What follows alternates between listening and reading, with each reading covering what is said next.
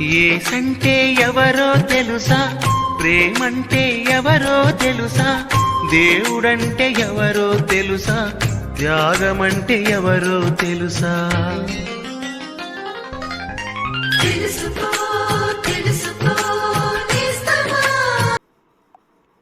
ప్రభు అయిన యేసుక్రీస్తు అతి శ్రేష్టమైన నామములో మీకు అందరికీ వందనములు.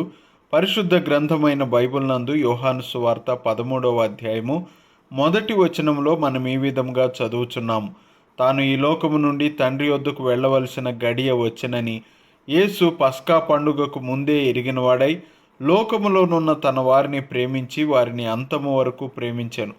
ప్రభు అయిన యేసుకు తాను ఈ లోకం నుండి తండ్రి వద్దకు వెళ్ళవలసిన గడియ వచ్చినదని ఎరిగినవాడై అనే మాట ఆయన శిలువ మరణము, పునరుత్థానము మరియు పరలోకమునకు ఆరోహణమగుట అనే సంఘటనలను గూర్చినది. పాపులైన మనుష్యుల పాప భారము తీసివేయ నిమిత్తమై శిలువనెక్కడానికి ఆయన ఈ లోకమునకు వచ్చాడు. మన పాప శిక్షను సహించి ఆయన కార్చిన రక్తమునందు విశ్వాసముంచిన వారికి దేవుని సముఖమందు ప్రాయశ్చిత్తము చేయబడుతుంది.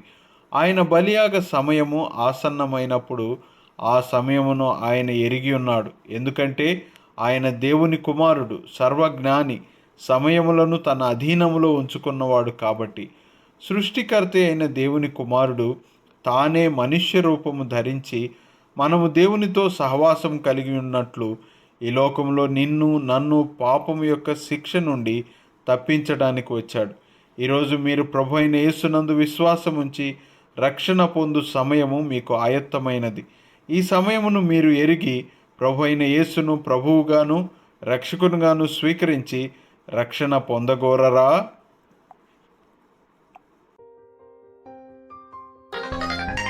తెలుసుకో